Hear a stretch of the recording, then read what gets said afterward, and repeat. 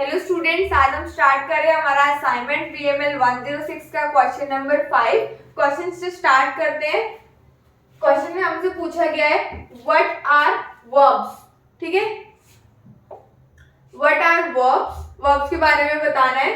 Differentiate between the finite and non finite verbs with example of each including infinite participles and gerunds. तो question में हमें क्या पूछे गए, वर्ब्स क्या होते हैं और वर्ब की फॉर्म फाइनाइट और इनफाइनाइट विद एग्जांपल हमें एक्सप्लेन करनी है, जिसमें क्या इंक्लूड होना चाहिए, इंफिनिटिव, पार्टिसिपल्स और जेरेंड्स भी इंक्लूड होना चाहिए। तो हम आंसर से स्टार्ट करते हैं।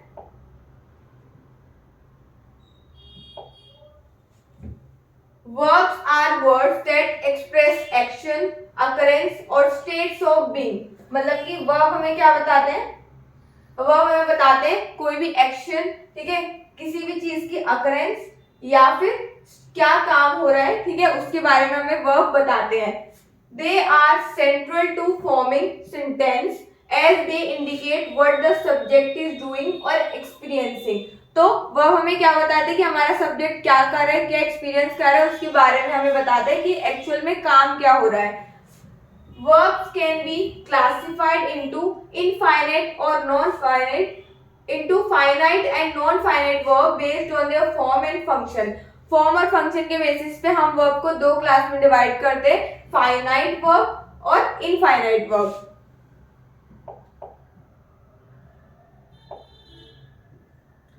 तो हम सबसे पहले फाइनाइट वर्ब की डेफिनेशन बताएंगे। Finite verb are verbs that have a specific tense, number and person। Finite verb क्या होता है, जिसमें हमें स्पेसिफिकली पता लग रहा है कि इतने नंबर है, इतने पर्सन है, इतनी कोई चीज है, उसके बारे में पता लगे कि कितनी चीज है, उसमें मेंशन है ऑलरेडी, तो वो होता है हमारा finite verb.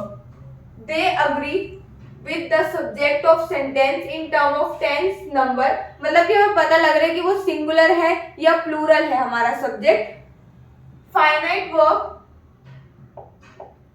Finite verb can stand alone as the main verb in a sentence। Finite verb क्या है, main verb की तरह वर्क कर सकते हैं, उनके लिए कोई एक्स्ट्रा हमें कोई एक्स्ट्रा वर्ब यूज करने की जरूरत नहीं है, एक्स्ट्रा सेंटेंस यूज करने की जरूरत नहीं है। उसमें जो हमारा फाइनाइट वर्ब है ना, वो अकेला ही एक काफी है मेन वर्ब बनने के लिए। इसमें हम एग्जांपल बताएंगे प्रेजेंट टेंस का और पास्ट टेंस का। ठीक है, प्रेजेंट टेंस का example, she runs every morning. तो इसमें हमारा जो रन्स है ये हमारा फाइनाइट वर्ब है। ये क्या बता रहा है कि जो हम लड़की है वो एवरी मॉर्निंग भागती है, ठीक है, एवरी मॉर्निंग वो रनिंग करने जाती है। तो इसमें हमें पता लग गया कि ये एक इंसान के बारे में बात हो रही है, तो ये हमारा फाइनाइट वर्ब हो गया। Next, past tense. Past tense, they played football yesterday. उन्होंने कल फुटबॉल खेला। तो प्लेड हमारा वर्ब है, इसमें हमें क्या पता लग गया, प्लूरल के बारे में बात हो रही है कि वो लोग फुटबॉल खेलेंगे, उन्होंने कल फुटबॉल खेला था, ठीक है, येस्टरडे। तो हमें ये चीज पता लग गई कि हमारा जो वर्ब है वो फाइनाइट है। नेक्स्ट हम स्टार्ट करते हैं नॉन फाइनाइट वर्ब से। नॉन फाइनाइट वर्ब की डेफिनेशन हम देंगे।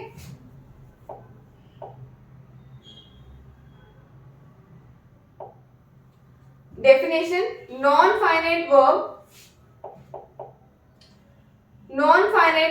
do not have specific tense, number और person। जैसे कि फाइनाइट वर्ब में क्या था, हमें स्पेसिफिकली पता लग रहा था कितने पर्सन है, क्या टेंस है, हमारा स्पेसिफिकली पता लग रहा था। बट फाइनाइट में हमें स्पेसिफिकली नहीं पता लग रहा कि कितने नंबर है और कितने पर्सन है। They cannot act as the main verb of sentence on their own, but they are used to provide additional information about the action or state। जैसे कि हमारा फाइनाइट वर्ब था, फाइनाइट में क्या था कि वो उसमें हमें पता लग जाता है कि हमारा जो मेन वर्ब की तरह वो काम कर सकता है। बट इनफाइनाइट, नॉन फाइनाइट में क्या है कि वो मेन वर्ब की तरह काम नहीं कर सकता, बट हम उसमें हमें ये पता लग जाएगा कि हमारा सब्जेक्ट है वो क्या एक्शन कर रहा है या उसकी क्या स्टेट है। Non finite verb including infinitives, participles and gerunds. तो नॉन फाइनाइट में हमारी तीन चीजें आती हैं, इन्फिनिटिव्स आता है, पार्टिसिपल्स आते हैं और जेरेंड्स आता है। तो स्टूडेंट सबसे पहले हम क्या एक्सप्लेन करेंगे, infinitive verbs. Infinitive verbs are base form of the verb, often preceded by to. They do not indicate tense, number और person. तो टेंस, नंबर, पर्सन को ये वैसे भी इंडिकेट नहीं करेंगे क्योंकि हमारे इनफाइनाइट वर्ब है, हमें नहीं पता लगता कि कितने नंबर है, कितने पर्सन है, या फिर कौन सा टेंस इसमें मेंशन किया गया है. तो हमारा जो इनफाइनाइट वर्ब है वो बेस फॉर्म होता है हमारे वर्ब का.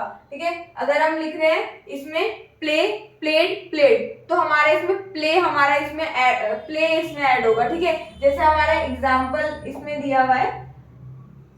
एग्जाम्पल है I want to go to home, मुझे घर जाना है. तो इसमें जो वॉन्ट है ये हमारा बेस फॉर्म है. ठीक है, नेक्स्ट हम स्टार्ट करते हैं पार्टिसिपल्स. पार्टिसिपल्स की डेफिनेशन देंगे. Participles are the verb form used as adjective or to the form perfect tense. Participles को हम ऐसे adjective यूज करते हैं. They can be present participles और past participles. Present participles कौन से होते हैं, जो ing से end हो रहे हैं. ठीक है, जैसे कि running, eating. ठीक है, और past participles कौन से होते हैं, जो हमारे end हो रहे हैं ed, en और t से. ठीक है,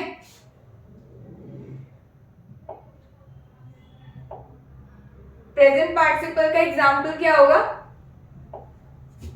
ही रनिंग वाटर इज कोल्ड. तो इसमें जो हमारा रनिंग है इसमें ing ऐड हो रहा है, राइट. तो हमारा ये प्रेजेंट पार्टिसिपल है. ठीक है, पास्ट पार्टिसिपल के एग्जाम्पल, द ब्रोकन वास was on the floor. Broken में एन ऐड हुआ. ठीक है, तो इस तरीके से ये हमारा पास्ट पार्टिसिपल है. She has eaten breakfast already. Eaten में क्या आ रहा है, हमारा en आ रहा है.